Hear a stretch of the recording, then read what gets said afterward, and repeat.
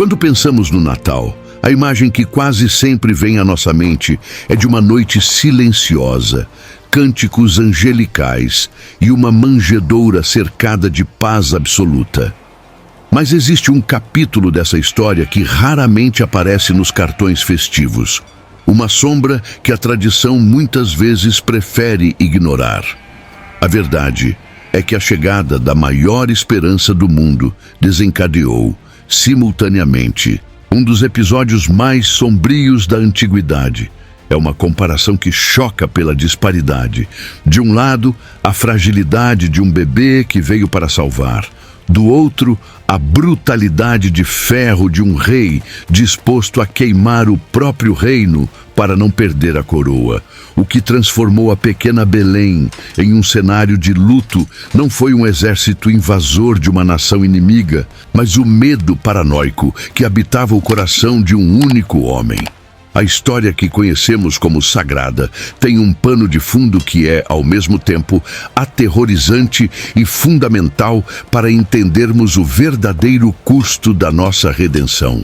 Jerusalém vivia sob uma tensão palpável, uma atmosfera pesada, onde o esplendor das construções de mármore branco contrastava violentamente com o escuro medo que habitava o coração do povo. Para entendermos a tragédia que estava prestes a acontecer em Belém, precisamos primeiro olhar para o homem sentado no trono da Judéia, pois a história nos conta que Herodes, conhecido como o Grande, era um arquiteto brilhante de cidades, mas um demolidor implacável de vidas humanas. Ele havia transformado o Segundo Templo em uma das maravilhas do mundo antigo, com pedras tão maciças que desafiavam a lógica humana. Contudo, a grandeza de suas obras era ofuscada pela pequenez de sua alma, atormentada por suspeitas e rivalidades imaginárias. A velhice havia chegado para o monarca, e com ela, uma doença física repugnante e uma enfermidade mental ainda mais perigosa. A crença de que todos, absolutamente todos, queriam roubar a sua coroa. Não era apenas um rei rigoroso. Era um homem que já havia ordenado a execução de sua própria esposa amada, Mariane, e de seus próprios filhos Alexandre e Aristóbulo, por medo de traição. Mas aí acontece o inesperado na mente de um tirano. O silêncio se torna o maior inimigo. Nos corredores frios do palácio, cada sussurro era interpretado como conspiração, e cada sombra parecia esconder um assassino pronto para tomar o poder. O historiador judeu Flávio Joséfo nos relata que a crueldade de Herodes não conhecia limites familiares ou sagrados, criando um cenário onde a vida não valia nada se o trono estivesse em risco. O povo judeu, oprimido por impostos pesados para financiar as construções faraônicas e sufocado pela presença das águias romanas nas portas da Cidade Santa, clamava em segredo por libertação, mas mal sabiam eles que a libertação viria de uma forma tão humilde que passaria despercebida pelos poderosos. O rei, agora com quase 70 anos, sentia a morte se aproximar, e isso o tornava ainda mais desesperado para manter o controle absoluto sobre cada centímetro de seu reino, não admitindo rival algum, nem na terra, nem vindo dos céus. E é aqui que a história fica ainda mais sombria. A paranoia de Herodes não era apenas um traço de personalidade difícil, mas uma política de Estado que transformou Jerusalém em um lugar onde ninguém estava seguro, e espiões do rei estavam infiltrados em cada mercado e sinagoga. A Bíblia nos dá um vislumbre dessa atmosfera terrível no Evangelho de Mateus, capítulo 2, versículo 3, quando diz que, ao ouvir sobre um possível novo rei, Herodes se perturbou e com ele toda a Jerusalém. Essa frase curta carrega um peso imenso. Se o rei estava perturbado, significava que sangue logo correria pelas ruas. E a população sabia que quando o leão velho rugia em seu palácio, as ovelhas nos campos e nas cidades vizinhas tremiam de pavor real. Não era um medo infundado, Era a certeza baseada em décadas de um governo mantido pela espada e pela desconfiança. O cenário estava montado não para uma festa de boas-vindas, mas para uma guerra contra uma criança indefesa, pois na lógica distorcida daquele governante, um bebê nascido em uma manjedoura representava uma ameaça maior do que os exércitos dos partos ou as legiões de Roma. A mente de Herodes estava blindada contra a compaixão, endurecida por anos de intrigas palacianas e calejada pelo sangue dos que ele considerava traidores, fossem eles culpados ou inocentes. Ele não conseguia conceber um reinado que não fosse o seu, nem uma autoridade que não emanasse de sua própria vontade de ferro. Enquanto os sacerdotes realizavam os sacrifícios diários no templo ali perto, o verdadeiro ídolo adorado no palácio era o ego inflado de um homem que se recusava a aceitar que seu tempo estava chegando ao fim. A espera pelo Messias, que para o remanescente fiel de Israel era sinônimo de esperança e redenção, para Herodes soava como uma sentença de morte e uma declaração de guerra pessoal. Ele não via as profecias como promessas divinas de restauração, mas como relatórios de inteligência militar sobre um rival político que precisava ser eliminado antes mesmo de dar seus primeiros passos. O clima em Jerusalém era de uma calmaria antes da tempestade. Um silêncio tenso, onde os olhares se desviavam e as conversas cessavam quando guardas passavam.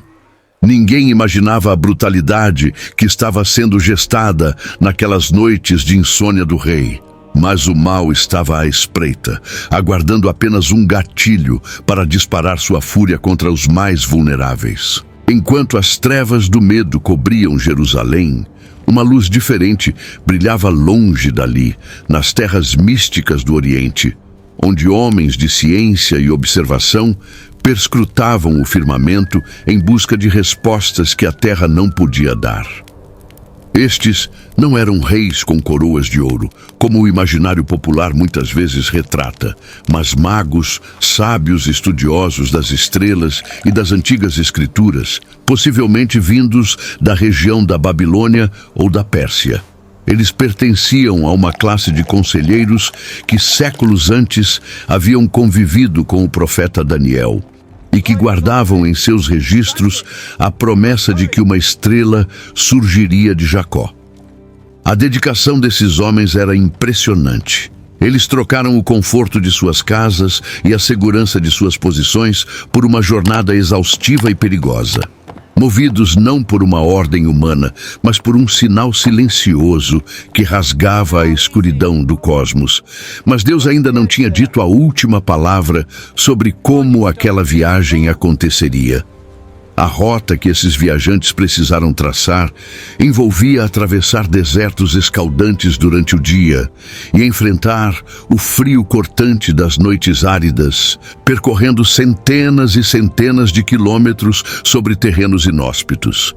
Imagine o que significava preparar uma caravana daquela magnitude. O abastecimento de água, a proteção contra salteadores que espreitavam nas rotas comerciais e a manutenção dos animais de carga. Cada passo dado em direção ao oeste era um ato de fé e uma demonstração de que a busca pela verdade exige sacrifício pessoal extremo. Eles não sabiam exatamente o que encontrariam, mas sabiam quem procuravam. Aquele que nasceu Rei dos Judeus. Uma criança cuja autoridade já era reconhecida pelos astros antes mesmo de ser reconhecida pelos homens. O que acontece no céu muda tudo na terra.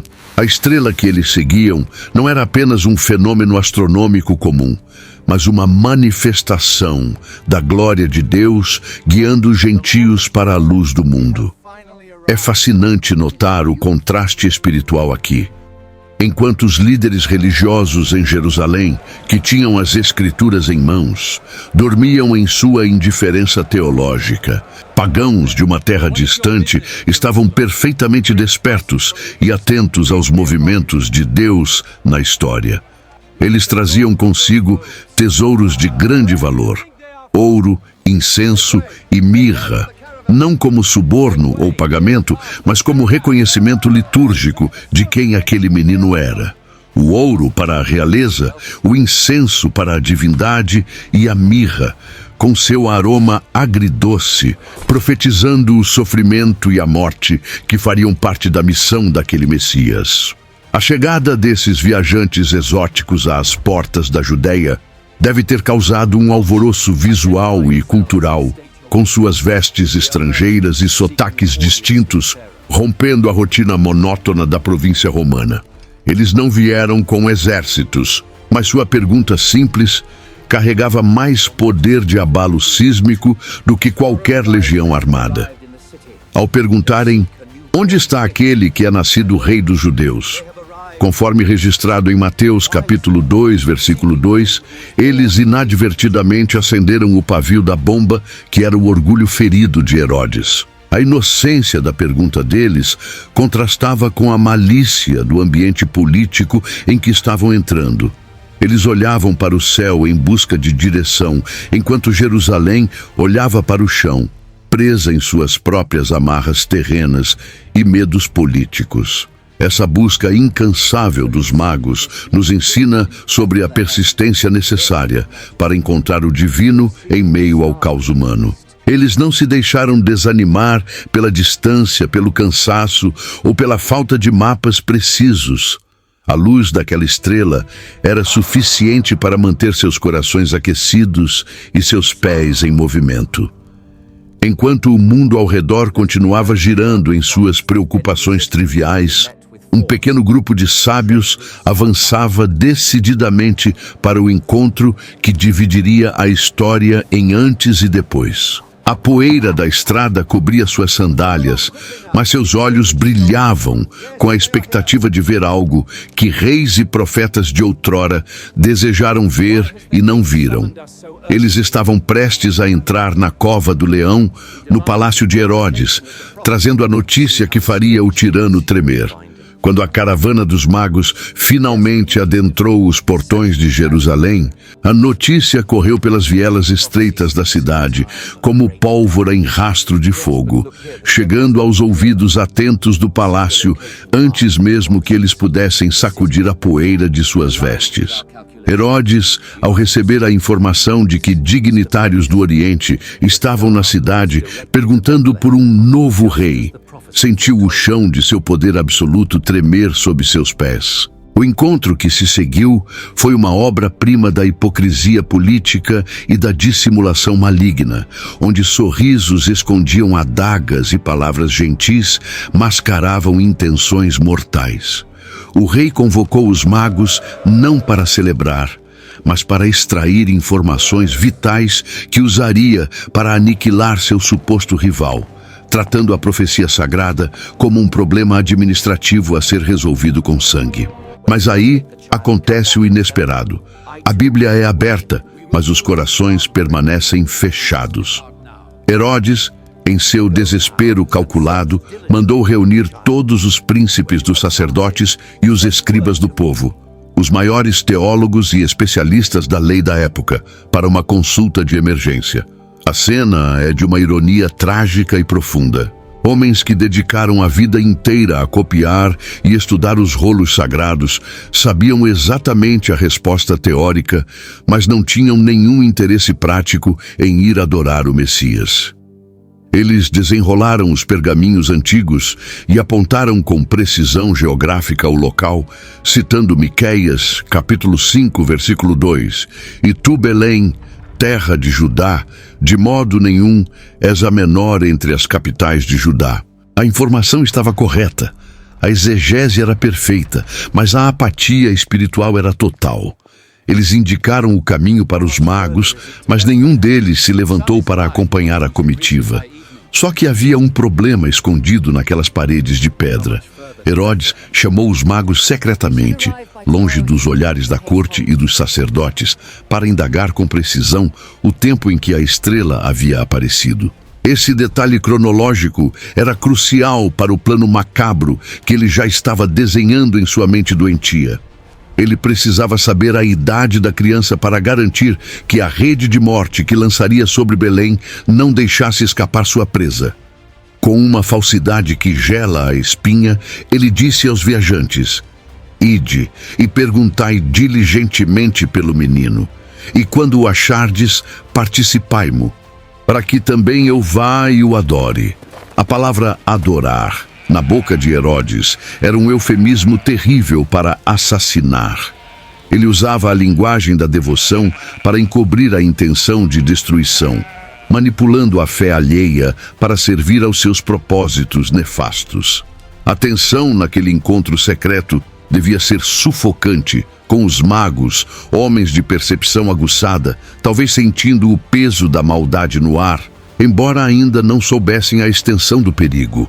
Jerusalém inteira estava em suspense, aguardando o desfecho daquela visita inusitada, enquanto o rei planejava transformar o berço da esperança de Israel em um túmulo esquecido. A burocracia religiosa funcionou para fornecer os dados, e a astúcia política funcionou para armar a armadilha, criando uma aliança profana entre o conhecimento das Escrituras e a crueldade do Estado. Herodes acreditava que podia enganar aqueles sábios e, pior ainda, que podia enganar o próprio Deus, interceptando o plano divino com suas estratégias humanas. O contraste entre a sinceridade dos magos e a duplicidade de Herodes é um espelho da condição humana diante do divino. Enquanto uns viajam meses para ofertar o que tem de melhor, outros usam o sagrado apenas para manter seu status e controle. Os magos deixaram o palácio de Herodes com a informação que precisavam, o nome da cidade de Belém, mas carregavam também, sem saber, o peso de serem peças involuntárias em um jogo de xadrez mortal. A Cidade Santa ficou para trás, mergulhada em suas intrigas e sonolência espiritual, enquanto os viajantes retomavam a estrada, agora curta, em direção à pequena vila que estava prestes a se tornar o centro das atenções do céu e do inferno. O rei ficou no seu trono, satisfeito com sua esperteza, afiando a espada em sua mente, sem saber que o verdadeiro rei estava sob uma proteção que nenhuma muralha de pedra poderia oferecer. A saída da sombria Jerusalém trouxe um alívio imediato para a alma daqueles viajantes, pois assim que deixaram as muralhas da cidade e a presença opressora de Herodes para trás, a glória de Deus voltou a brilhar no firmamento com uma intensidade renovada. O Evangelho de Mateus, capítulo 2, versículos 9 e 10, descreve esse momento com uma beleza poética, dizendo que a estrela que eles tinham visto no Oriente ia adiante deles, enchendo seus corações de uma alegria muito grande e intenso júbilo. Não era apenas a satisfação de encontrar o caminho geográfico, mas o conforto espiritual de saber que, apesar das maquinações dos poderosos da terra, os céus continuavam no controle da rota. A caminhada de Jerusalém a Belém é curta, pouco mais de 9 quilômetros, mas para aqueles homens, cada passo nessa reta final era carregado de uma expectativa sagrada, como se o próprio ar ficasse mais denso com a proximidade do divino. A estrela parou sobre o lugar onde estava o menino, funcionando como o dedo de Deus apontando para o centro do universo naquele momento. Uma casa simples em uma vila humilde. E então, ao entrarem na casa, uma descoberta muda tudo o que eles entendiam sobre realeza. Diferente dos pastores que visitaram o bebê na manjedoura logo após o nascimento, os magos chegaram algum tempo depois, encontrando a família já instalada em uma casa. Mas a simplicidade ainda era a marca registrada daquele cenário. Não havia guardas reais, tapetes de veludo ou trombetas anunciando a presença do monarca. Havia apenas um carpinteiro, uma jovem mãe e uma criança pequena. Para o olho humano destreinado, aquilo pareceria um engano monumental, uma viagem perdida. Mas para os olhos da fé daqueles sábios, a glória invisível daquele menino ofuscava qualquer palácio que eles já tivessem visitado.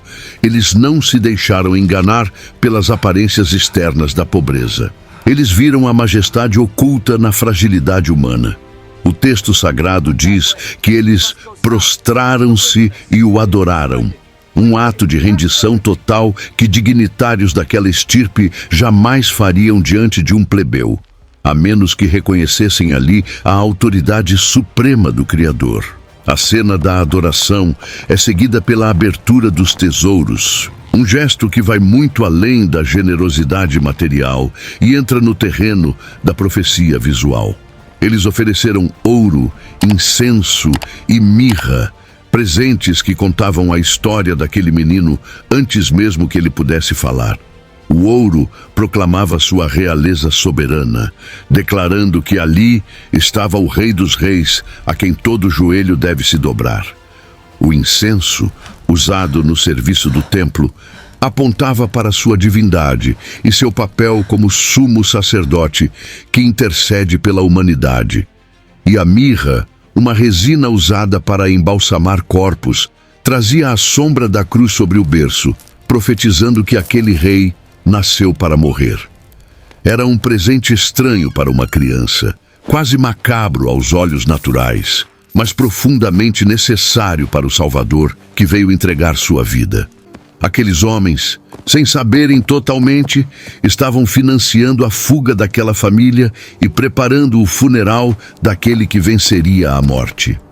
O valor desses presentes era incalculável, não apenas em termos monetários, mas no custo pessoal daquela adoração. Adorar verdadeiramente sempre nos custa algo. Custa nosso orgulho, nosso tempo, nossos recursos e nossa lógica humana. Os magos investiram anos de estudo, meses de viagem e tesouros de suas nações para terem apenas alguns momentos aos pés de Jesus, e consideraram isso o melhor investimento de suas vidas.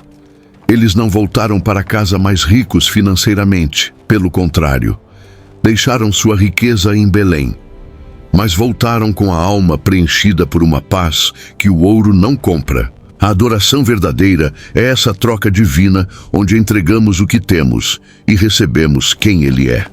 Naquele pequeno cômodo, o mundo gentil se curvou diante do Messias judeu, derrubando barreiras culturais e mostrando que a salvação alcançaria os confins da terra, atraindo buscadores de todas as nações para a luz de Israel.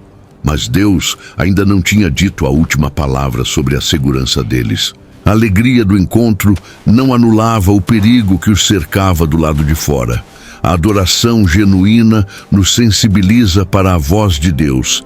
E foi nesse estado de reverência e entrega que o Senhor preparou o próximo passo. Aquele momento sublime de entrega e reconhecimento precisava ser protegido, pois o inimigo não estava dormindo. Enquanto o incenso perfumava a casa humilde e o ouro brilhava à luz das lamparinas, uma sombra se movia em Jerusalém e a providência divina estava prestes a intervir de forma sobrenatural para garantir que a missão daqueles sábios terminasse em segurança e que a vida do menino fosse preservada.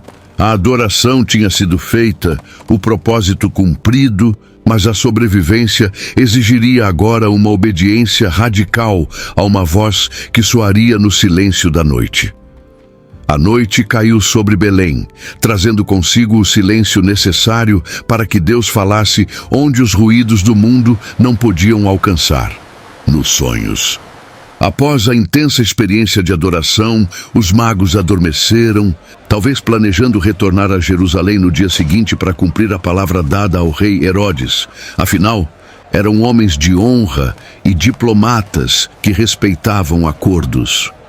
No entanto, o Evangelho de Mateus, capítulo 2, versículo 12, nos revela que, sendo por divina revelação avisados em sonhos para que não voltassem para junto de Herodes, partiram para a sua terra por outro caminho. Essa intervenção direta do céu nos mostra que Deus não apenas guiava a chegada, mas também supervisionava a partida. O Senhor sabia que a honestidade dos magos seria usada como arma por Herodes, e por isso quebrou o protocolo diplomático humano para preservar a vida divina. A obediência deles foi imediata. Ao acordarem, não questionaram a visão, mas mudaram a rota, entendendo que obedecer a Deus é mais importante do que manter a etiqueta com tiranos terrenos. Só que havia um problema escondido para a jovem família que ficava para trás. Se os magos partiram em segurança, José, Maria e o menino ainda estavam no epicentro do perigo. Foi então que o anjo do Senhor apareceu em sonho a José, com uma mensagem que não deixava margem para dúvidas ou hesitações. Levanta-te, toma o menino e sua mãe, foge para o Egito e fica lá até que eu te avise. A urgência do comando é palpável. Não houve tempo para despedidas, para vender móveis ou para planejar a viagem com calma. A palavra foge indicava que eles já estavam sendo caçados, mesmo que ainda não vissem os caçadores. José, homem justo e protetor silencioso, mais uma vez demonstrou sua grandeza não com discursos, mas com ação pronta.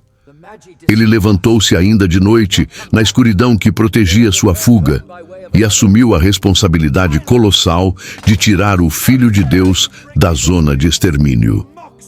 A escolha do Egito como refúgio carrega uma ironia histórica e teológica fascinante. O lugar que por séculos foi a casa da escravidão para o povo de Israel, agora se tornava o santuário de proteção para o Messias de Israel. A geografia da salvação estava sendo reescrita. O lugar onde o povo de Deus sofreu, agora acolhia o Salvador do sofrimento. Imagine a cena. Uma família simples, atravessando o deserto sob a luz das estrelas, refazendo ao contrário o caminho do Êxodo, carregando nos braços aquele que é o verdadeiro libertador.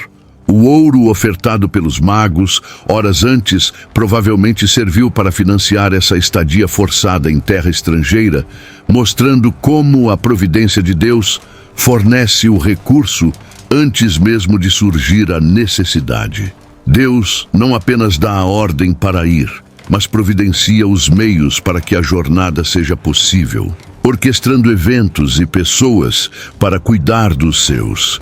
Essa fuga noturna nos lembra que a proteção de Deus muitas vezes não nos livra da dificuldade da jornada, mas nos preserva através dela.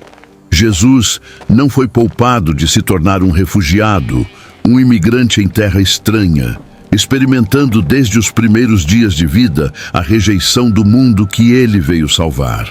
Ele teve que ser escondido, levado às pressas, vivendo a vulnerabilidade de quem não tem onde reclinar a cabeça com segurança. Para José, o peso era imenso. Ele tinha em suas mãos a vida daquele que sustenta o universo. Cada ruído na estrada poderia ser um soldado de Herodes. Cada sombra poderia ser uma emboscada. A fé de José não era uma fé passiva, de quem senta e espera, mas uma fé ativa, que se levanta de madrugada e caminha em direção ao desconhecido porque confia na voz que ouviu. O que acontece na estrada do exílio muda tudo na profecia.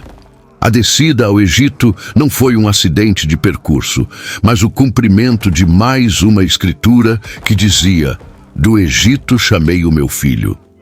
Enquanto a Sagrada Família desaparecia no horizonte sul, deixando para trás a Judéia, o cenário em Jerusalém estava prestes a mudar drasticamente.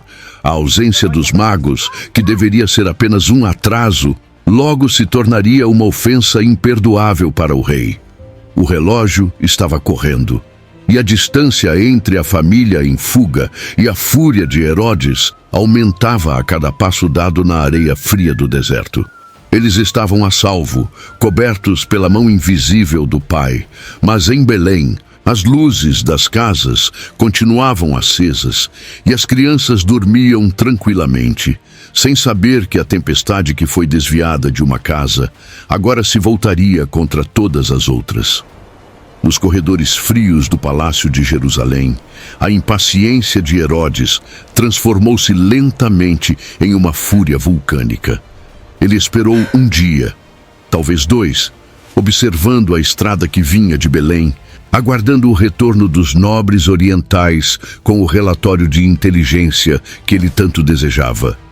Mas quando percebeu que havia sido iludido, que os magos haviam zombado de sua autoridade real ao tomarem outro caminho, a máscara de governante ponderado caiu, revelando a face monstruosa do tirano enlouquecido. O Evangelho de Mateus, capítulo 2, versículo 16, relata que ele se irou em grande maneira. Essa não foi uma raiva comum. Foi um surto psicótico de um homem que se via perdendo o controle, sentindo-se humilhado por estrangeiros e ameaçado por um bebê. A paranoia que sempre o acompanhou agora atingia seu ápice sangrento e ele decidiu que, se não podia identificar o alvo com precisão cirúrgica, ele queimaria todo o campo para garantir que a erva daninha fosse arrancada. E é aqui que a história fica ainda mais sombria e revoltante. A lógica de Herodes era brutalmente simples e militar. Se ele não sabia quem era o menino, mataria todos os meninos que pudessem ser ele. Baseando-se no tempo que havia inquirido dos magos sobre a aparição da estrela, ele calculou uma margem de segurança cruel. A ordem foi dada: matar todos os meninos de 2 anos para baixo, em Belém e em todos os seus arredores. Ele estendeu a rede da morte não apenas sobre a cidade, mas sobre os vilarejos vizinhos e aumentou a faixa etária para garantir que a criança não escapasse por um erro de cálculo de meses. Não havia julgamento, não havia exceção, não havia piedade. Era uma política de terra arrasada, aplicada à infância, uma tentativa desesperada de assassinar o futuro para preservar o seu presente decadente. Os soldados receberam as ordens. Homens treinados para a guerra, acostumados a combater inimigos armados, agora tinham a missão de marchar contra berços e colos de mães. Podemos imaginar o conflito interno de alguns ou a frieza profissional de outros. Mas a disciplina romana e a lealdade, paga com ouro, falavam mais alto. O som das botas marchando em direção a Belém não era o som de uma batalha gloriosa, mas o prenúncio de um massacre covarde. A estrutura militar do Estado, que deveria servir para proteger a população, foi voltada contra os seus cidadãos mais vulneráveis. A espada de Roma, que mantinha a Pax Romana, estava prestes a ser manchada com o sangue mais inocente que existe, tudo para satisfazer o ego ferido de um velho rei que tremia diante de profecias. Belém, a casa do pão, uma vila pacata de pastores e agricultores, dormia ou vivia sua rotina diária sem imaginar que havia se tornado o alvo de uma operação de extermínio. As mães amamentavam, as crianças brincavam nas ruas poeirentas, os pais trabalhavam no campo, todos alheios à sentença de morte que já havia sido assinada em Jerusalém. A inocência daquela cidade contrastava violentamente com a malícia que vinha marchando pela estrada. Eles não tinham defesas, não tinham muros altos, não tinham exércitos. Tinham apenas a vida cotidiana simples que estava prestes a ser rasgada pela violência estatal. A tranquilidade daquele dia era, na verdade, a última respiração de paz antes de um grito coletivo que ecoaria através dos séculos. A decisão de Herodes nos mostra até onde vai a maldade humana quando o poder se sente ameaçado pela luz. Ele estava disposto a sacrificar uma geração inteira de sua própria gente para silenciar uma única voz que mal tinha aprendido a falar. Mas o que Herodes não sabia, em sua cegueira espiritual, é que a violência pode matar corpos, mas não pode matar propósitos divinos. Enquanto ele afiava a espada, o menino já estava longe, e o massacre que se seguiria, embora terrível e doloroso, serviria apenas para manchar eternamente a memória de Herodes e cumprir mais uma palavra profética de lamento.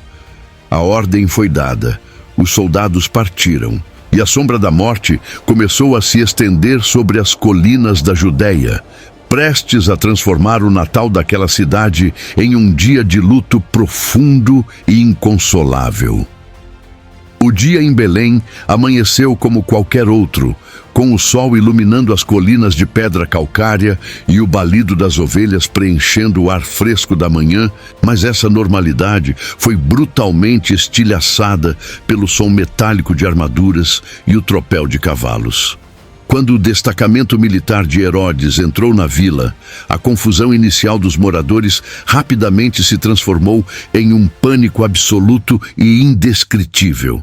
Não houve aviso prévio nem negociação. Os soldados, cumprindo ordens cegas de um louco, invadiram as casas com a precisão fria de carniceiros.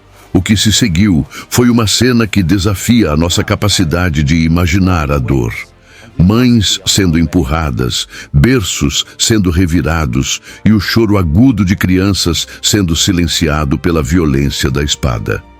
A brutalidade daquele momento não foi uma batalha, pois não havia oponentes. Foi uma caçada humana, onde a presa era a inocência pura, e o sangue derramado nas soleiras das portas manchou para sempre a história daquela pequena cidade. Mas aí acontece o inesperado na dimensão espiritual. O sofrimento da terra ecoa nos céus de uma maneira profética. Aquele massacre não era apenas um ato político de um rei inseguro, mas o cumprimento trágico de uma antiga palavra divina registrada em Jeremias, capítulo 31, versículo 15. O profeta viu, séculos antes, o luto que tomaria conta daquela região, descrevendo: ouviu-se um clamor em Ramá, pranto e grande lamento. Era Raquel chorando por seus filhos e inconsolável por eles, porque já não existem. Raquel, a matriarca amada de Israel, sepultada ali perto no caminho de Efrata, é personificada como a mãe da nação que desperta de seu túmulo para chorar pela perda de seus descendentes. O texto bíblico conecta a dor daquelas mães do primeiro século com a dor ancestral de Israel, criando um vínculo de sofrimento que atravessa o tempo. O luto não era individual. Era um luto coletivo, um grito de angústia que subia da terra como uma fumaça densa diante do trono de Deus. A dor daquelas famílias era visceral, uma ferida aberta que nenhuma explicação teológica imediata parecia capaz de curar naquele instante. Imagine o vazio deixado em cada lar visitado pela espada de Herodes. O silêncio que se instalou nos quartos onde antes havia risos e brincadeiras tornou-se ensurdecedor. Para aquelas mães, a política de Jerusalém ou as profecias messiânicas pareciam distantes demais diante do corpo frio que seguravam nos braços. A pergunta, por quê? Devia queimar em seus corações e gargantas, uma questão que ecoa sempre que a injustiça atinge os inocentes. Deus permitiu que seu filho escapasse, mas permitiu que os filhos de Belém perecessem. Um mistério da providência que nos faz tremer e reconhecer que os caminhos do Senhor são muitas vezes insondáveis e dolorosos para a nossa compreensão humana limitada. Aquelas crianças foram, de certa forma, os primeiros mártires cristãos, morrendo no lugar de Cristo, pagando com seu sangue o preço de uma guerra espiritual que mal havia começado. Só que havia um problema escondido para Herodes. O sangue dos inocentes clama da terra e a justiça divina nunca dorme. Enquanto o choro de Ramá subia aos céus, a conta do tirano estava sendo somada na balança da eternidade. A tentativa de silenciar o Messias através do extermínio gerou uma onda de horror que apenas serviu para isolar ainda mais o rei em sua loucura. O massacre dos inocentes nos mostra a face mais feia do pecado humano, o desejo de ser Deus a qualquer custo e o preço terrível que os outros pagam por essa ambição. Belém, a casa do pão, tornou-se a casa das lágrimas, mas foi nessas lágrimas que a necessidade de um Salvador se tornou ainda mais evidente. O mundo que mata seus próprios filhos é um mundo que precisa desesperadamente de redenção, e foi para esse mundo quebrado, capaz de tais atrocidades, que Jesus veio. A memória daquele dia sombrio ficou gravada na alma de Judá, uma cicatriz que lembrava a todos o custo da tirania e a urgência da libertação. Enquanto a poeira baixava e os soldados retornavam a Jerusalém com suas espadas sujas, acreditando terem cumprido a missão, o verdadeiro alvo estava seguro, longe dali. O choro de Raquel não foi o fim da história, mas um capítulo doloroso na grande narrativa da salvação. Deus recolheu cada lágrima daquelas mães, e embora o consolo terreno parecesse impossível, a promessa da ressurreição e da justiça final permanecia firme. O mal teve o seu momento de fúria desenfreada, mas a inocência daquelas crianças denunciava, no tribunal celestial, a falência moral do reino das trevas. Não muito tempo depois que o choro cessou nas ruas de Belém, um tipo diferente de gemido começou a ser ouvido nos corredores dourados do palácio em Jericó, onde Herodes buscava alívio para seus males. O rei que se julgava senhor da vida e da morte descobriu, da maneira mais humilhante possível, que não era senhor nem mesmo do seu próprio corpo. O historiador Flávio Josefo descreve com detalhes gráficos a doença repugnante que consumiu Herodes.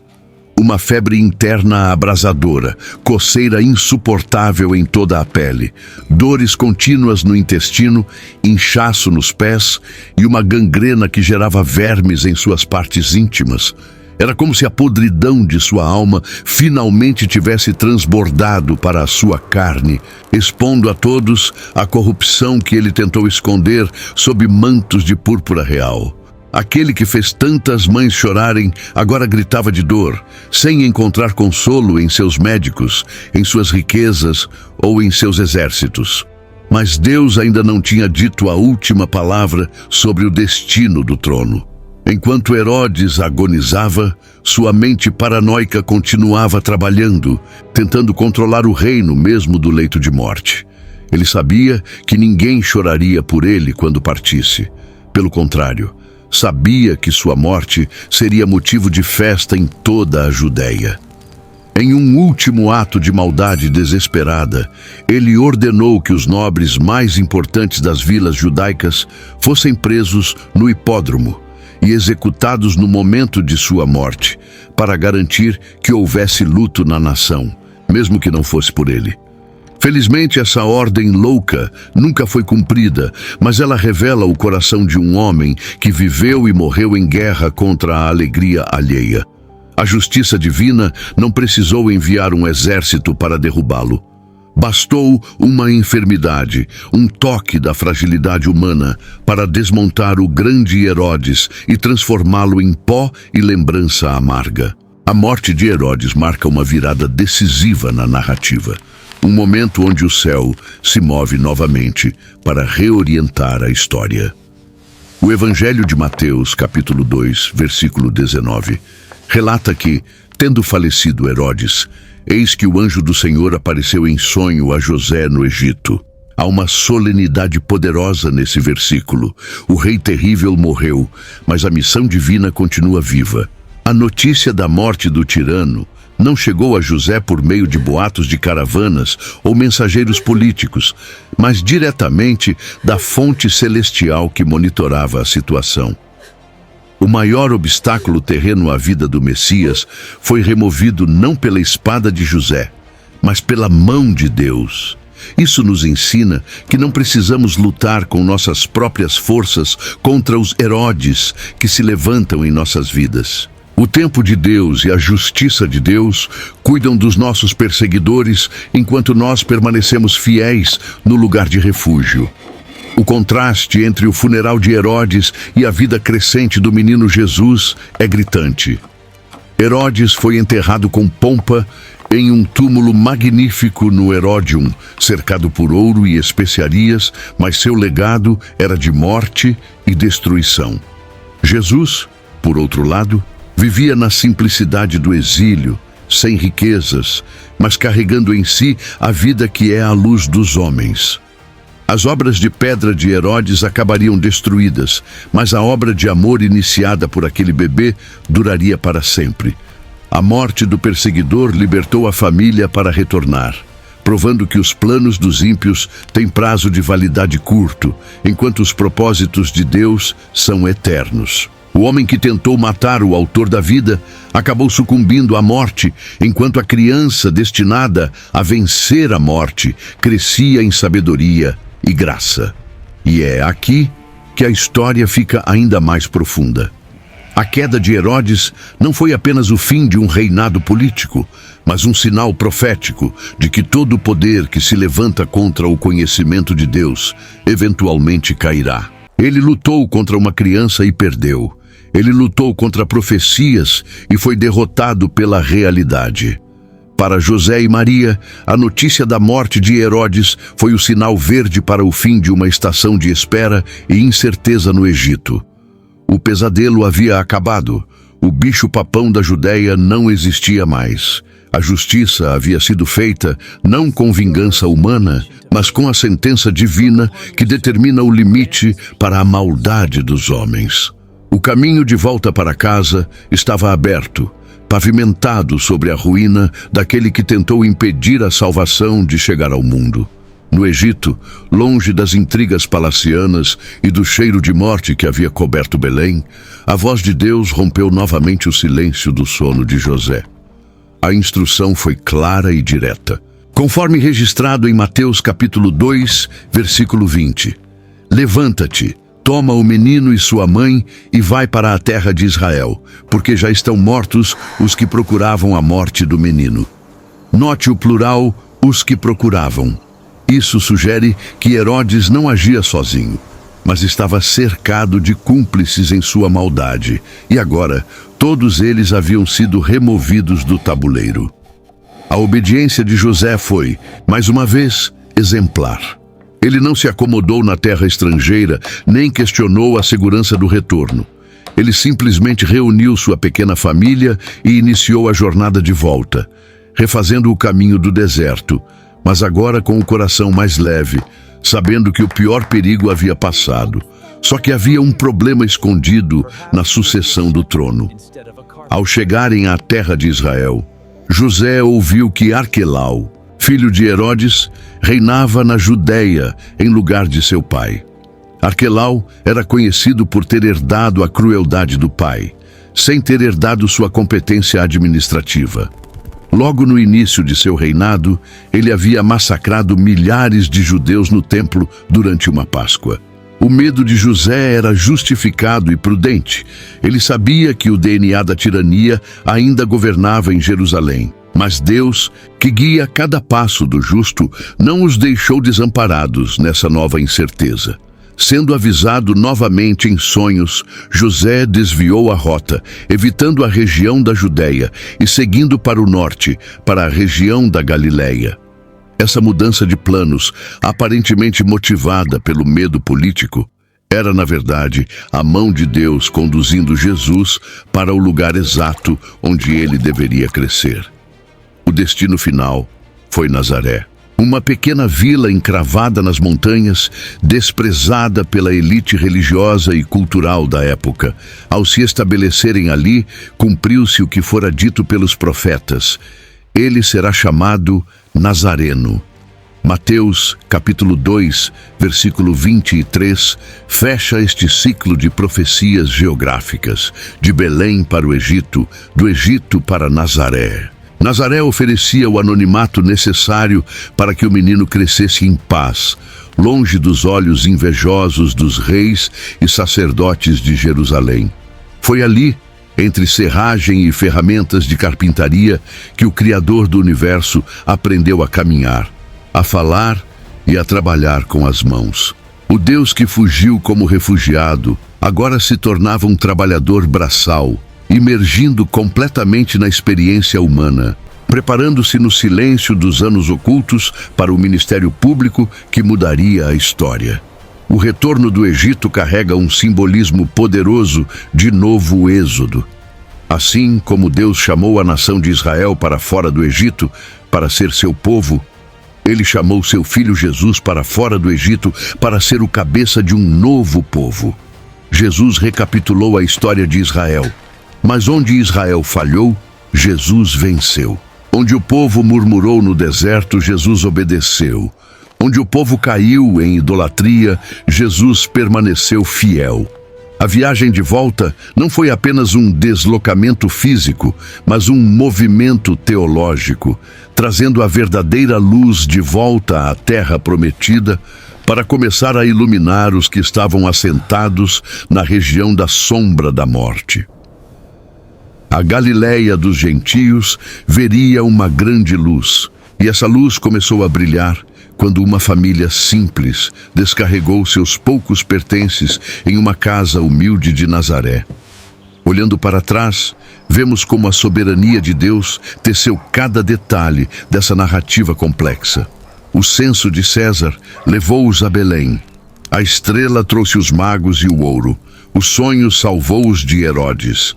A morte do tirano permitiu o retorno, e o medo de Arquelau os levou a Nazaré.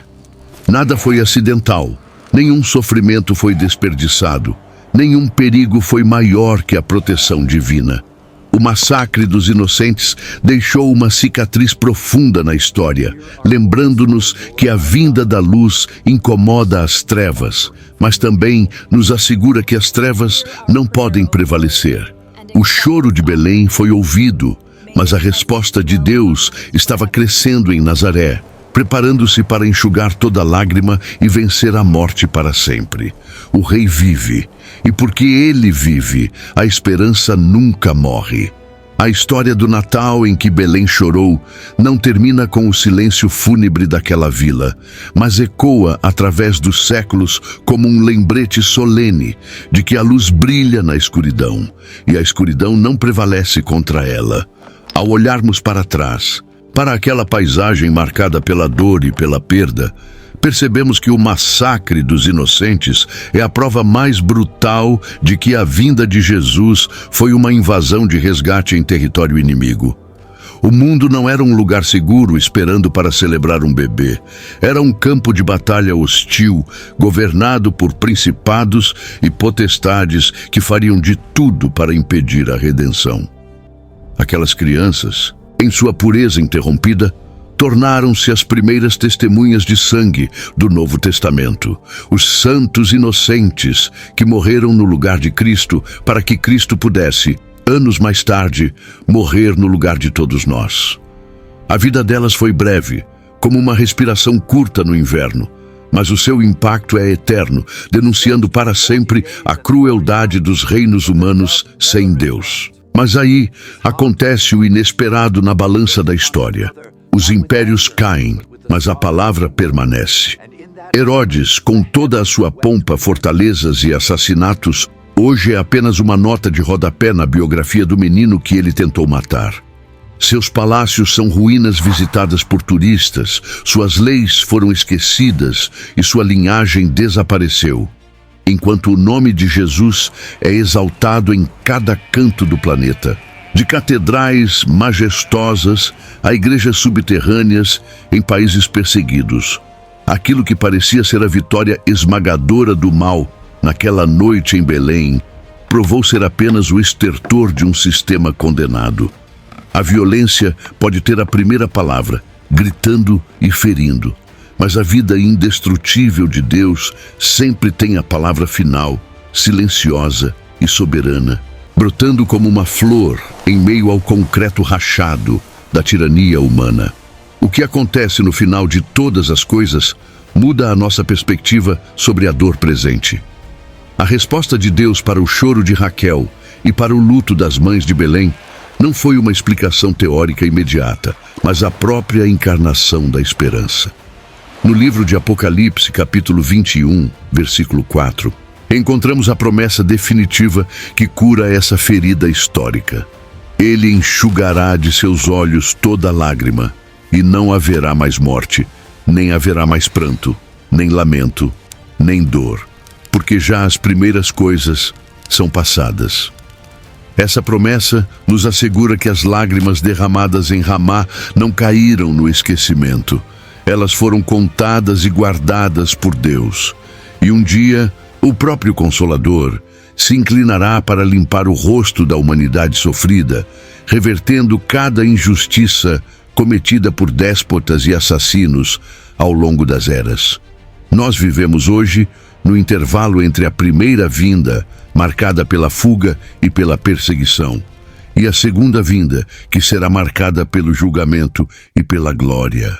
A história do massacre nos força a abandonar um cristianismo infantil e romântico para abraçar uma fé robusta, capaz de encarar o mal de frente sem perder a esperança.